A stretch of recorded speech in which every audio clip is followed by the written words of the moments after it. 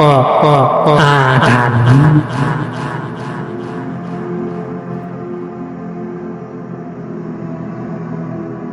แผนที่แผ่นหนึ่งที่ทำด้วยหนังสัตว์อันเก่าคล่ำคร่าแต่ว่าลายเส้นลายแทงที่อยู่ในแผ่นหนังนั้นยังมองเห็นได้อย่างชัดเจนมากบ่งบอกถึงกรรมวิธีการลงเส้นที่ใช้วัสดุพิเศษบางอย่างระบายลงไปทำให้แม้เวลาผ่านไปเป็นร้อยปีแต่ลายแทงที่มองเห็นอยู่นั้นยังชัดเจนไม่มีข้อตำหนิเลยลุงแน่ใจนะครับลุงทองว่าลายแทงผืนนี้นะมันมีสมบัติอย่างที่บอกจริงๆมีเสียงถามขึ้นจากชายคนหนึ่งจากจำนวน3 คนที่กำลังนั่งจ้องมองแผนที่หรือว่าลายแทงผืนนี้กันอย่างสนใจและขบคิดและเจ้าของเสียงนั้นก็คือคุณจุมพลอดีตผู้จัดการธนาคารที่ได้เกษียณตัวเองออกมาทำงานด้านรับซื้อของทะเลและก็สนิทสนมกันกับลุงทองและก็อีก2 คนที่นั่งอยู่ก็คือเชิดและปานคนทั้ง4ได้คุยและปรึกษากันเรื่องนี้นานแล้วก็คือว่าลายแทงที่จุมพลได้มาจากลูกน้องเรืออวนดำชาวพม่า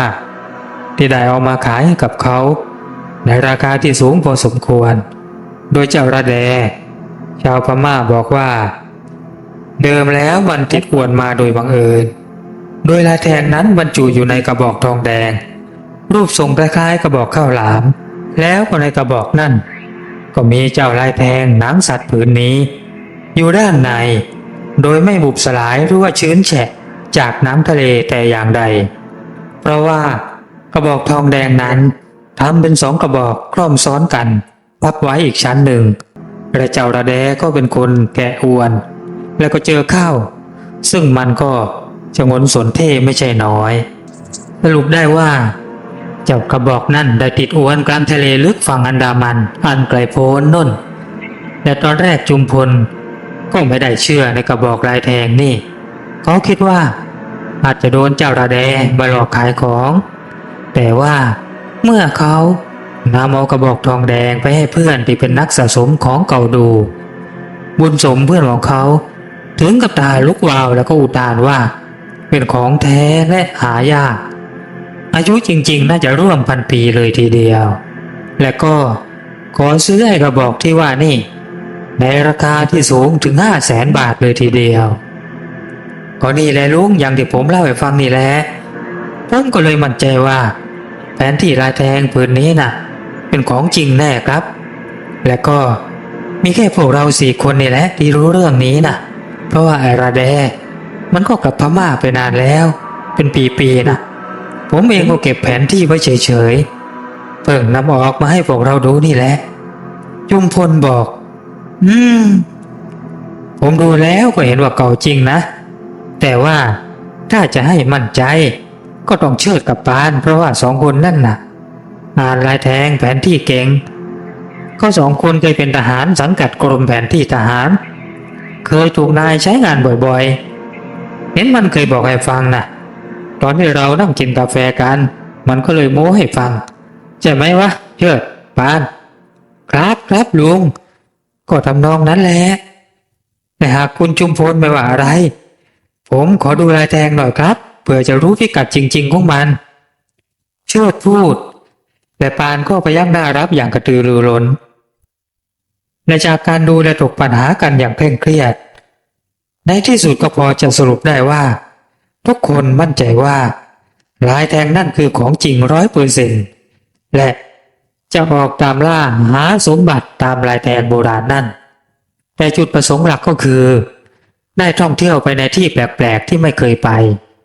เรื่องสมบัติคือผลพลอยได้คือจุดประสงค์รองถ้าอย่างนั้นอีก15 วันเราจะออกเดินทางกันนะครับจุมพลบอกกับลูกทีมซึ่งมีลุงทองจอมอาคมแล้วก็ชำนาญทั้งทางน้ำและก็ป่ามีเชิดและปานรวมๆแล้วก็4 คนพวกเราเตรียมของใช้ที่จำเป็นให้พร้อมทุกครั้งพวกนายเข้าป่าแต่ว่ารอบนี้ลงทะเลเรื่องอาหารไม่ต้องวิตกเตรียมแต่ข้าวสารอย่างเดียวแต่ว่าเรื่องของใช้พิเศษสำคัญอย่าให้พลาดนะครับเชิดกับปานนะถ้าไม่เข้าใจอะไรก็ถามลุงทองนะ พวกเราจะไปกันอย่างไว1 เดือนอย่างช้า3 เดือนค่าใช้จ่ายทั้งหมดผมรับผิดชอบเองผมใช้ล่วงหน้ากันคนละก้อนก่อนนะเพื่อเอาให้ทางบ้านของพวกนายนะได้เอาไว้ใช้จ่ายในระยะที่เราไม่อยู่กันพวกเขาจะได้ไม่เดือดร้อนโอ้คุณจุมพลลำบากคุณแท้ๆเลยนะไม่ต้องจ่ายไม่ต้องเจออะไรกันดอกคุณคิดซะว่าเราไปเที่ยวด้วยกันลุงทองพูดอย่างเห็นใจเอ้ยไม่เป็นไรหรอกลุงทองผมน่ะพอจะมีเงินอยู่บ้างจะได้คลายกังวลเรื่องคนที่อยู่ข้างหลังยังไงล่ะเอาล่ะถ้าเข้าใจกันก็อีก15 วันนะพอดีช่วงนั้นน่ะคลื่นลมมันจะสงบเอาเรือไร้หมึกของผมไปดีกว่าเพราะว่ามีอยู่ลำหนึ่งผมดัดแปลงเครื่องเรืออย่างดีและก็ที่หลับที่นอนก็พอได้อยู่ตอนนี้นะผมจะไปวัดไปหาอาจารย์ก่อนนะครับเผื่อว่าท่านจะให้ของดีอะไรมาบ้างจุมพลบอกกับทุกๆคนอย่างเริ่มสนุกและ15 วันต่อมาคณะหาสมบัติก็ออกเดินทางจากฝั่งของจังหวัดพังงามุ่งหน้าสู่ทะเลลึกตามลายแทงที่บ่งชี้ว่ามีเกาะลึกลับอยู่เกาะหนึ่งกลางทะเลอันดามันซึ่งเกาะที่ว่านี่มองด้วยตาเปล่าธรรมดาไม่เห็นต้องรอจังหวะดวงจันทร์ข้างขึ้นข้างแรมตามลายแทงถึงจะมองเห็นซึ่งจริงๆแล้วมีเรือหลายลำอาจจะเคยเล่นเฉียดผ่านเกาะนี้ไปแล้วแต่ว่าพวกเขาหารู้ไม่ว่าบริเวณที่เขาเล่นผ่านนั้นได้มีเกาะพิสดารตั้งอยู่มันเป็นเวลาเช้าตรู่และจุมพลก็ลงมือจุดประทัดทันทีที่เรือกำลังจะออกจากปากอ่าวมุ่งสู่ทะเลที่บนหัวเรือนั้นได้มีของเส้นไหว้พวกผลไม้เป็ดไก่น้ำแดงน้ำเขียวพวกกุ้งปลารวมถึงบุหรี่แล้วก็พวกเหล้านั้นจัดมาเต็มเสียงประทัดพันนัดดังสนั่นหวั่นไหวลั่นคุ้งน้ำเป็นสัญญาณที่ให้กำลังใจแก่คนที่หากินบนผืนน้ำได้เป็นอย่างดีและครึ่งวันแรกทุกคนยังไม่มีอะไรทำเป็นชิ้นเป็นอันปานนั้นรับหน้าที่คุมเครื่องเรือดูแลความเรียบร้อยส่วนเชิดรับหน้าที่ทำอาหารโดยมีลุงทองเป็นตัววิ่งคอยช่วยทั้งปานและเชิดจุมพลดูแลเรื่องเสบียงคอยตกปลาตกหมึกเอาไว้กินเป็นเสบียงดูแล้วก็เหมือนกับมาปิกนิกดีๆนี่เองขาดอย่างเดียวก็คือไม่มีสาวๆมาด้วยดูตามแผนที่แต่ลายแทงแล้วนะอีก3 วันพวกเราคงจะเข้าเขตเกาะลึกลับนั่นจุมพลบอกกับคณะในวงอาหารมื้อค่ำของวันแรกซึ่งอาหารนั้นประกอบด้วยปลาเก๋านึ่งบวยแล้วก็ผัดเผ็ดหมึกกล้วยแล้วก็ไข่เจียวตามด้วยต้มยำซีฟู้ดฝีมือของเชิดทั้งหมด3 คนคือเชิดลุงทองและปานกินกันอย่างอร่อยสุดๆเพราะว่านานๆได้ออกทะเลได้เปลี่ยนบรรยากาศอาหารก็เลยพลอยอร่อยไปด้วยส่วนจุมพลนั้นออกทะเลมาดูกุ้งปลาบ่อยๆเลยชาชินไม่ค่อยกระไรนักอีก3 วันหรือจุมพลลุงทองถามใช่ครับวันที่2น่ะเราต้องเห็นแนวหินกลางทะเลมันจะเป็นหินกองเป็นแนวยาวปริ่มน้ำร่วม2 กิโลแล้วก็จะมีปะการังน้ำลึกอยู่มากนั่นก็แสดงว่าเรามาถูกทางแต่วันที่2ไม่เจอหินกองแนวยาวที่ว่าก็แสดงว่าผิดเส้นทางดังนั้นพวกเราต้องมั่นใจเรื่ององศาในการเดินทางนะเรื่องนี้ผมรับผิดชอบเองแต่ว่าพวกเราก็คอยเตือนคอยช่วยดูด้วยนะครับจุมพลบอกยิ้มงั้นเดินทางที่ราบเรียบปราศจากอุปสรรคทำให้ทุกๆคนรู้สึกสบายใจกันมากและในเย็นวันที่2จุมพลก็พาทุกคนมาตามแผนที่ลายแทงจนถึงแนวหิน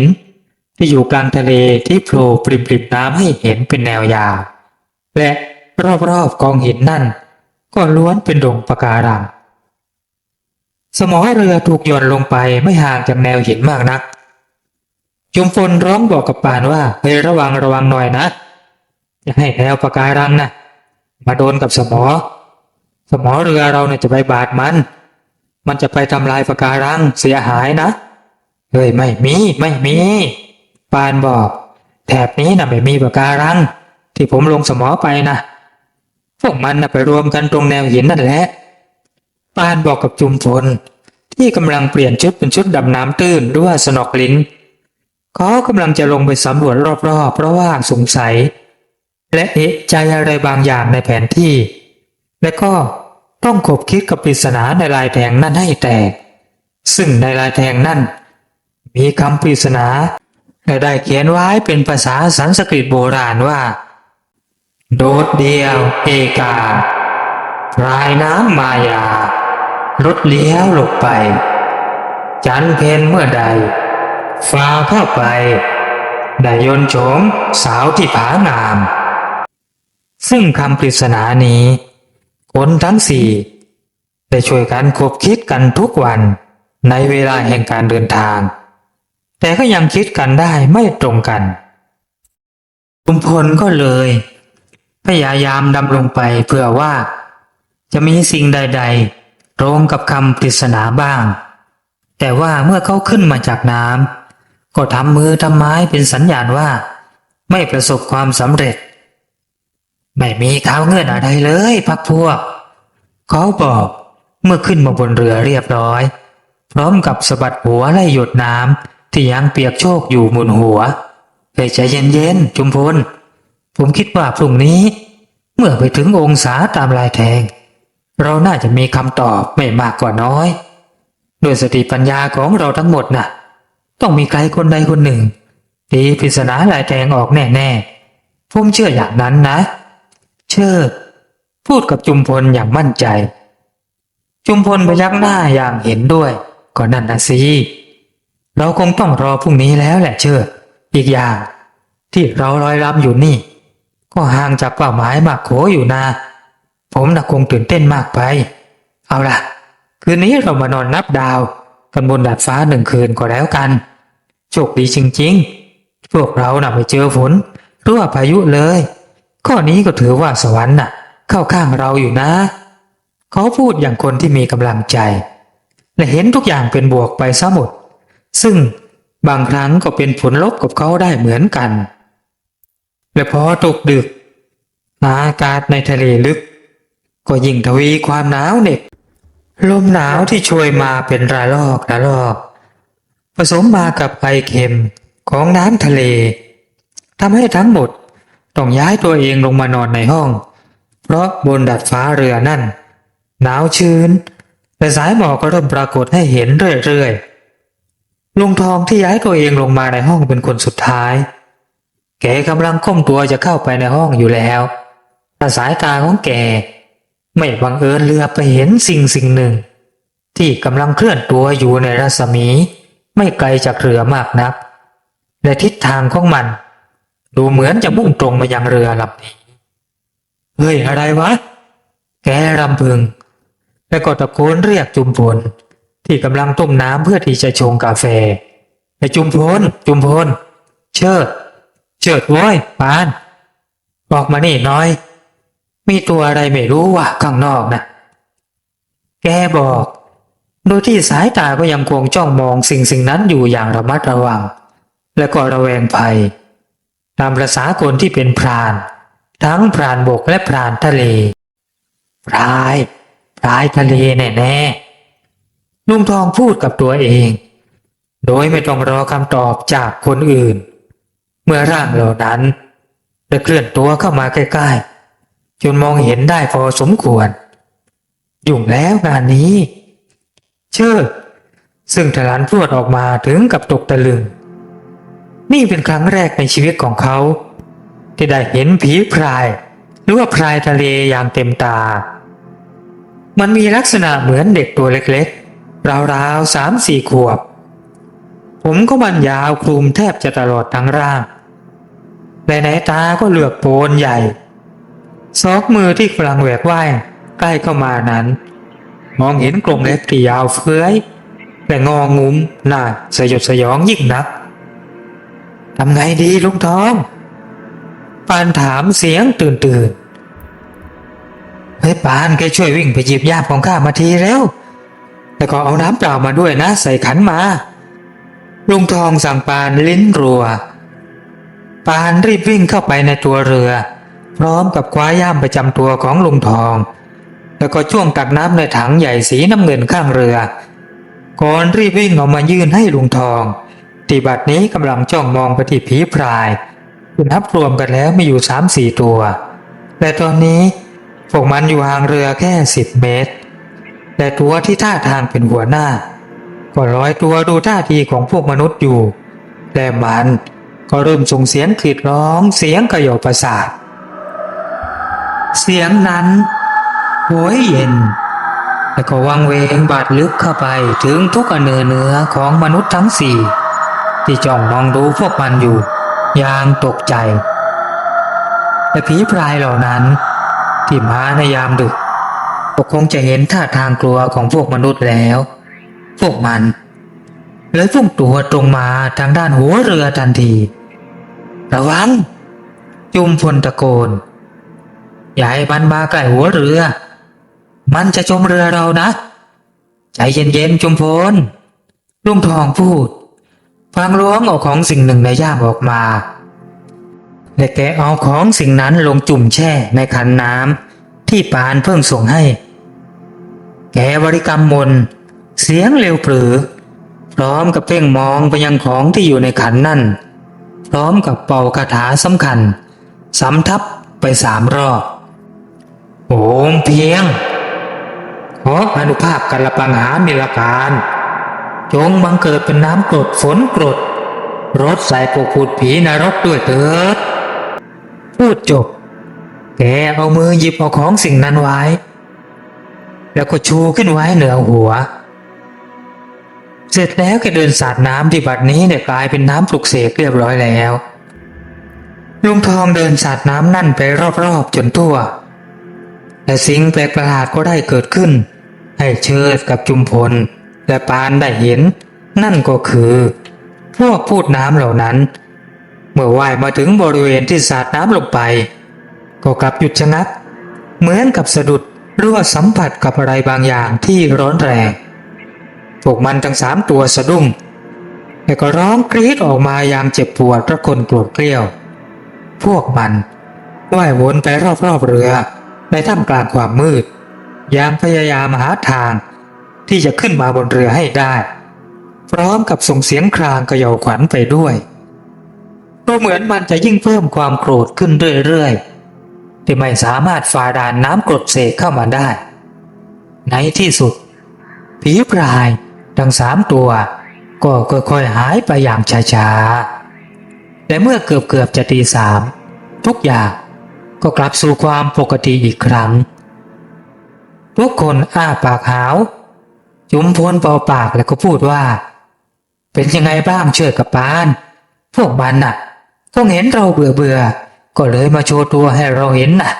ผมว่านี่แค่น้ำจิ้มนะแล้วก็เป็นสัญญาณดีๆให้กับเราสัญญาณดีๆอะไรหรือคุณจุมพลเชิดถามก็เป็นสัญญาณบอกว่าเราเข้าใกล้ก่อประหลาดนั่นแน่ๆเพราะว่ามันมีสิ่งผิดปกติยังไงล่ะพรุ่งนี้เราต้องได้เห็นและก็จุมพลพูดเมื่อทันจบลุงทองก็พูดต่อให้ว่าและก็เราก็จะได้เจอกับสิ่งอันตรายแบบนี้แหละแต่ว่าจะเป็นในรูปแบบไหนนั้นยังไม่อาจจะเดาได้ใช่ไหมครับคุณจุมพลใช่แล้วครับลุงทองดังนั้นพวกเราจะประมาทไม่ได้เลยสำหรับพรุ่งนี้เขาพูดอย่างคนที่มีประสบการณ์และก็รอบคอบสมกับเป็นผู้นำในการมาครั้งนี้แดดแรงจ้าที่ส่องทะลุเข้ามาในเก๋งเรือปลุกให้พวกที่นอนหลับอยู่รู้สึกร้อนเผาๆและทยอยกันตื่นพลางเดินไปล้างหน้าล้างตาทางท้ายเรือที่นั่นจุมพลนั่งตกปลาอยู่ก่อนแล้วก็ได้ปลาเก๋ามา4-5 ตัวขนาดย่อมๆและตอนนี้เขากำลังนั่งจับคันเบ็ดที่เพิ่งเวียงลงไปบริเวณนี้ปลาชุม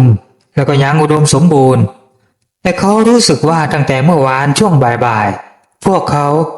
ยังไม่มีใครมองเห็นเรือลำอื่นๆที่ได้ผ่านมา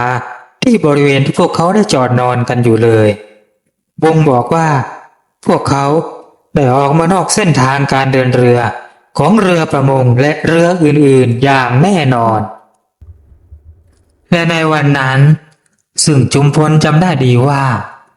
มันเป็นวันจันทร์เต็มดวงและตรงกับวันมาฆบูชาพอดีพอตกถึงช่วงบ่ายแก่ๆเรือที่ได้ตั้งพิกัดให้เล่นตามที่ล็อกเป้าไว้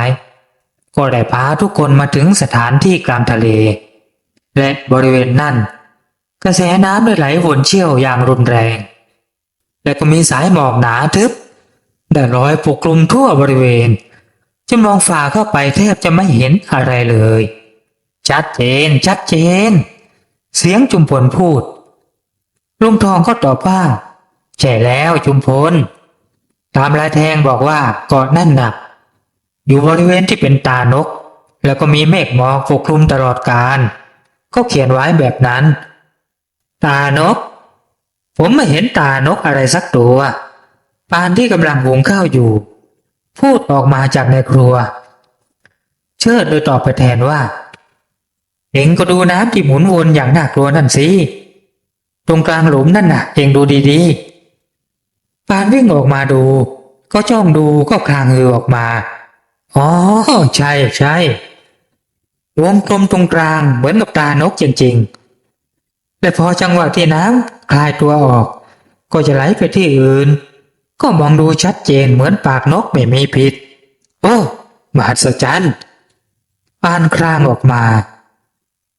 ลุงทองท่องคำที่ใช้อยู่ในลายแทงมันเป็นคำใบ้ที่แกท่องจำอยู่เสมอว่าโดดเดียวเอการายน้ำบายาโดดเลี้ยวโดดไปจันเพียนเมื่อใดฟ้าเข้าไปได้ยนต์โฉมสาวที่ขางามทุกคนนิ่งเงียบฟังที่ลุงทองท่องอย่างครุ่นคิดจุมพลพูดออกมาเป็นคนแรกว่าปริศนานี้น่ะคงจะเริ่มต้นให้เราแก้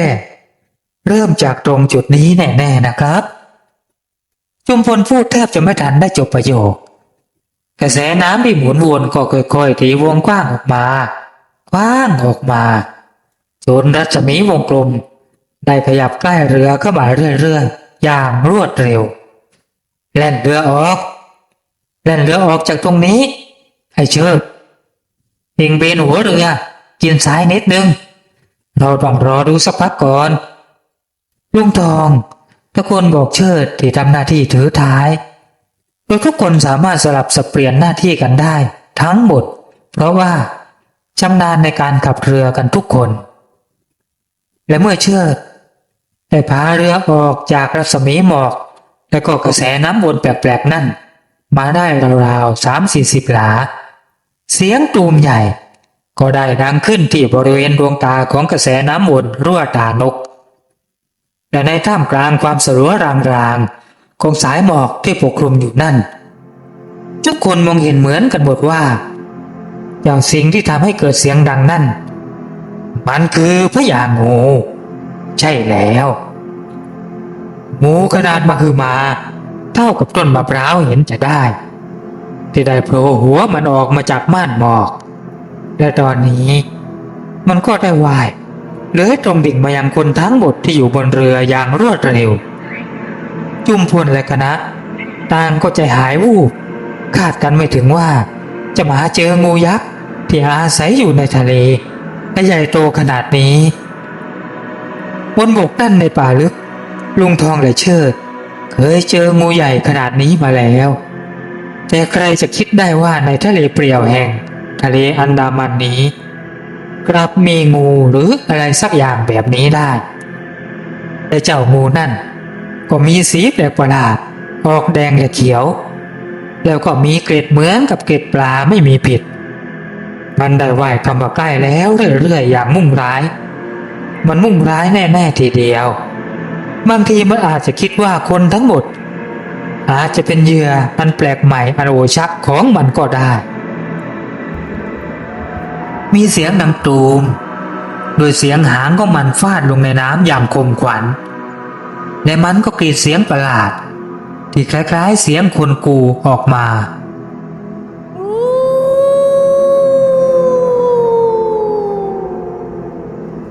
ยิงมันจุมพลตะโกนบอกปานที่ตอนนี้กำลังยืนถือปืนพิเศษคล้ายๆปืนฉมวกแต่ว่า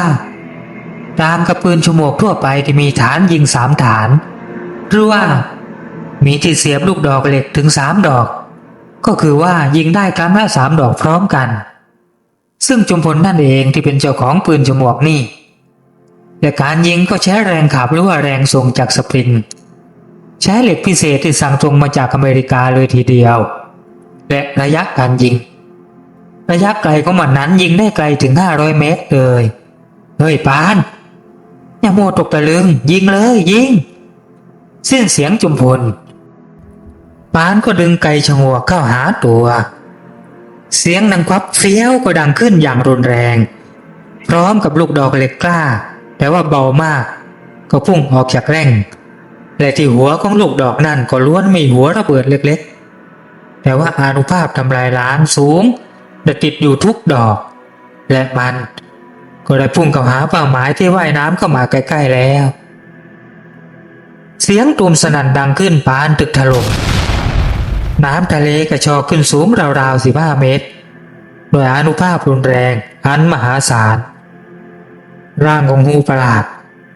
ลอยขึ้นเหนือผิวน้ำราวๆ2-3 เมตรเหมือนกับโดนจับขว้างก่อนที่จะตกลงบนพื้นน้ำแต่ดูเหมือนว่ามันยังไม่ตายเพราะว่าลูกดอกที่พุ่งออกไปทั้ง3 ลูกนั่นพลาดเป้าไปราว30 เมตรเพราะจังหวะที่ยิงออกไปนั้นเจ้างูนั่นได้ว่ายตรงเข้ามาพอดีและปานก็ไม่รู้จังหวะการยิงลูกดอกทั้ง3เลยตกลงไปที่ด้านหลังแต่ถึงกระนั้นอานุภาพของมันด้วยแรงอัดอันมหาศาลของหัวระเบิดก็ถึงกับทำให้พื้นน้ำบริเวณนั้นปั่นป่วนไปเลยทีเดียวและอัดจนเจ้างูตัวนั่นถึงกับลอยขวางขึ้นบนอากาศแต่ตอนนี้มันก็ตั้งตัวได้แล้วและดูเหมือนมันกำลังทำท่าทำทางคล้ายจะดำดิ่งลงใต้พื้นน้ำจะดำเพื่อหนีหรือจะดำแอบเข้ามาที่เรือก็เราไม่ถูกทางเดียวที่จะแก้ก็คือต้องยิงซ้ำดังนั้นจุมพลจึงสั่งปานอีกครั้งยิง3 ปานลูกดอกของเราน่ะมีเยอะไวๆยิง3 ทันทีกะระยะให้ดีนะรอบนี้เดี๋ยวผมขอลองยิงเองนะเชิดที่ยืนอยู่ใกล้ๆบอกกับจุมพลเอาเลยเชิดโดนสุดเลยมันกำลังดำลงแล้วนะสิ้นเสียงจุมพลปานที่ขึ้นสายฉมวกเรียบร้อยก็ส่งฉมวกที่ดูไปก็มีลักษณะคล้ายๆหน้าไม้ให้กับเชิดทันทีเชิดเล็งอย่างใจเย็นแล้วก็เหนี่ยวไกทันทีเสียงร้องอย่างเจ็บปวดดังออกมาจากปากของเจ้าพญางูนั่นหรือจะเรียกว่าพญานาคก็ไม่ห่างไกลรอบนี้ร่างของมันฉีกขาดกระเด็นเป็น2 ท่อนทันทีกลิ่นเลือดขาวคละคลุ้งอย่างที่สุดแต่แดงฉานไปทั่วบริเวณและยังไม่ทันที่จะได้คุยอะไรกันเสียงแก๊กแก๊กประหลาดดังยาวก็ดังขึ้นเหนือหัวของทุกๆคน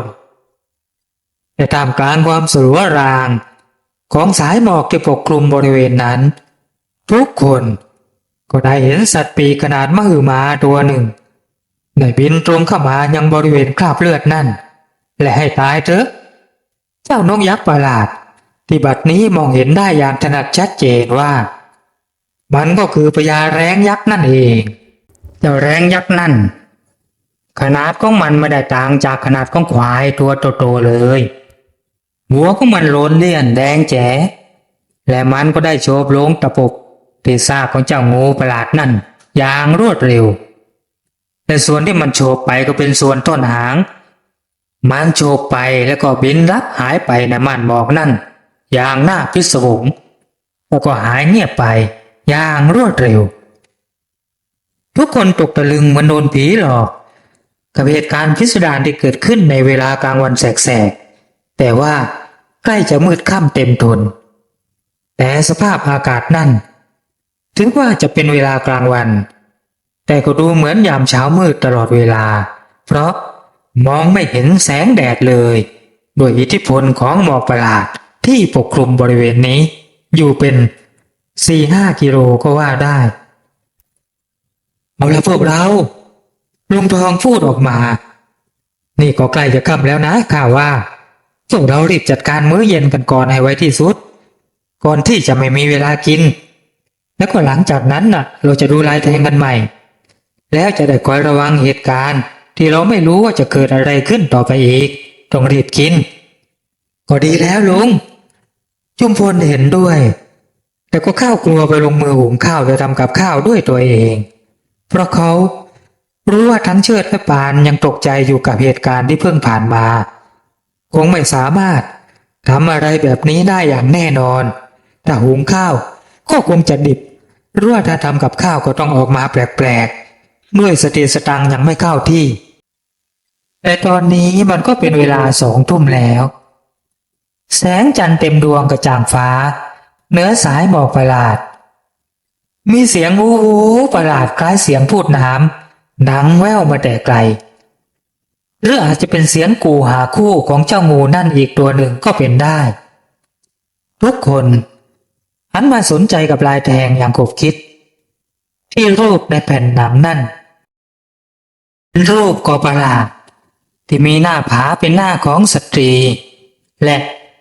รอบๆก็เป็นรูปลักษณะเหมือนกับเกลียวน้ำวนมีรูปงูรูปพญานกแล้วก็รูปปีศาจรอบๆอยู่มากมายมีรูปปากนกที่อยู่กลางน้ำได้หันปากนั่นไปทางหน้าผาเรื่องนี้ทุกคนต่างก็คงคิดไม่ออกจวบจนล่วงเข้าเกือบ4 ทุ่มเชิดที่ออกไปอัดบุหรี่ที่ขอบระเบียงเรือก็มองเห็นความแปลกพิสดารของอะไรบางอย่างเขาตะโกนเรียกพรรคพวกให้ออกมาดูแต่สิ่งแปลกประหลาดที่สุดที่ทุกคนเห็นก็คือท่ามกลางแสงจากเรือและแสงจากดวงจันทร์นั่นเงากลมๆของดวงจันทร์ก็ได้ปรากฏทาบทับตรงบริเวณที่เป็นเกลียวน้ำวนคล้ายๆตานกและปากนกนั่นเองและเมื่อเงาของดวงจันทร์ที่ดูเสมือนมีดวงจันทร์อีก1 ดวงอยู่ในน้ำนั่นเงาดวงจันทร์เมื่อทาบทับลงที่ตานกและปากนกก็กลับบังเกิดได้มองเห็นช่องเป็นทาง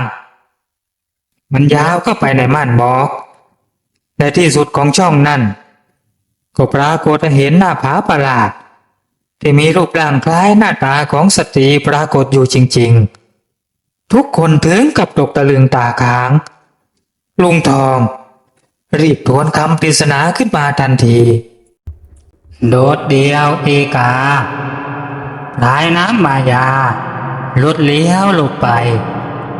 ฉันเพ็ญเมื่อใดฟ้าก็ไปได้ยนต์โฉมสาวงามโดดเดี่ยวเอกาก็น่าจะเป็นหน้าผานั่นที่ตั้งอยู่โดดเดี่ยวและปลายน้ำเราก็เจอมาแล้วจันเพ็ญเมื่อใดฝ่าเข้าไปใช่แล้วพวกเราลุงทองอุทานอย่างลิงโลดมีอะไรหรือลุงปานที่กุมพังงาเรืออยู่ถามก็ฝ่าเข้าไปยังไงล่ะใช่แล้วลุงทองเสียงจุมพลพูดออกมาอย่างเพิ่งเข้าใจลายแทงนั่นมันบอกให้ฝ่าเข้าไปในม่านหมอกที่มืดนั่นยังไงล่ะแต่ตอนนี้น่ะมันแหวกออกเป็นช่องแล้วผมก็คิดว่าถ้าเรามัวชักช้าดวงจันทร์ลอยผ่านเมื่อใดเราต้องมองไม่เห็นทางเข้าอย่างแน่นอนใช่ครับใช่แล้วเสียงเชิดบอกอย่างหนักแน่นและแล้วอย่างเร่งรีบเรือที่จอดลอยลำอยู่นอกรัศมีน้ำวนได้เบนหัวเรือแล้วก็เร่งเครื่องฟ้าเข้าไปในวังน้ำวนอย่างวัดดวงทันทีทั้ง4 คนต่างอกสั่นขวัญหายที่บัดนี้หัวเรือได้พุ่งเข้าสู่รัศมีน้ำวนแล้วก็ดูเหมือนมันจะดูดอย่างรุนแรงนั่นแล้วและโอกาสที่เรือจะจมหรือรอดนั่นก็50-50ทุกคนต่างก็คิดกันเช่นนั้นแต่อะไรกันนั่นทันทีที่หัวเรือ ได้แตะรัศมีวงกลมแห่งน้ำวนนั่นมันก็ดูเหมือนไม่มีอะไรเกิดขึ้นเลยและวังน้ำวนก็ได้หายไปอย่างแปลกประหลาดไอ้ยานะครับปานอุทานลั่นแต่จุมพลก็เอามือขยี้ตามันได้อย่างนี้สิภาพลวงตามันไม่มีวังน้ำวนแล้วพวกเราทั้งหมดได้เห็นเป็นอย่างนั้นได้อย่างไรจุมพลพูดแล้วก็คลางออกมาในท้องมหาสมุทรอันลึกล้ำมันยังมีอะไรที่มนุษย์ไม่รู้อีกมากนะครับคุณจุมพลเชิดบอกและลุงทองก็กำลังตั้งใจฟังแต่ตาของแกก็จ้องมองไปข้างหน้าที่เรือกำลังแหวกตรงไปยังหน้าผาประหลาดนั่นอย่างระมัดระวังและตื่นตัวเต็มที่เช่นเดียวกันกับปานพวกเรานะก็แค่เม็ดฝุ่นที่เล็กที่สุดในจักรวาลแค่นั้นแล้วเราจะไปรู้อะไรเรานะเหมือนกบที่ถูกขังในขวดโค้กเล็กๆลุงพลพูดขึ้นมาบ้างเพราะว่าถ้าเราถูกขังในกะลาเราก็อาจจะรู้ได้บ้างแต่ว่าการที่ถูกขังอยู่ในขวดแคบๆนั่นเรารู้สิ่งต่างๆได้แค่น้อยนิดน้อยยิ่งกว่าอยู่ในกะลาซะอีกในจักรวาลก็เป็นเช่นนั้นจุมพลอธิบายขยายความจากเชิดซะยืดยาวอย่างมีภูมิรู้ขนาดนี้แค่มหาสมุทรเราก็ยังไม่ได้มีความรู้ลึกซึ้งเลยแล้วยิ่งถ้าเป็นห่วงจักรวาลเรายิ่งไม่รู้ไปใหญ่ปานได้เสริมขึ้นมาบ้างเอาละลุงทองพูดเอาละพ่อคุณพ่อมหาจำเริญหยุดคุยกันก่อนแล้วก็มองไปข้างหน้าทีเถิดแล้วช่วยบอกผมทีว่าสิ่งที่เห็นนั่นคืออะไรเมื่อลุงทองพูดจบทุกคนต่างก็มองไปยังเบื้องหน้าที่อยู่ไม่ห่างมากเลยแต่ท่ามกลางเมฆหมอกที่ปกคลุมอยู่ตลอดนั่นสตรีนางหนึ่งที่เป็นรูปจำหลักอยู่ริมผาก็มองเห็นอย่างชัดเจนเธอกำลังแย้มยิ้มและจ้องมองมายังคณะแสวงโชคอย่างเชื้อเชิญและมีไมตรีแต่แววตาของสตรีในรูปแกะสลักริมผานั่นกลับดูลึกลับซับซ้อนอย่างบอกไม่ถูกจนยากที่จะคาดเดาเลยทีเดียวและเมื่อเรือได้แล่นเข้าใกล้ผาประหลาดนั่นเรื่อยๆทุกคนบนเรือก็ได้เห็นพื้นแผ่นดินและชายหาดที่เป็นแนวยาวที่ซ่อนตัวอยู่หลังหน้าผานั่นโดยถ้ามองจากระยะไกลจะมองเห็นแต่หน้าผาอย่างเดียวนั่นเองฮูเล่ฮูเล่ฮูเล่ปานตะโกนเรามาถึงเกาะประหลาดแล้วทุกคนเฮลั่นแล้วก็ใจโยโห่ร้องอย่างยินดีปรีดาปรีจบตอนที่ 1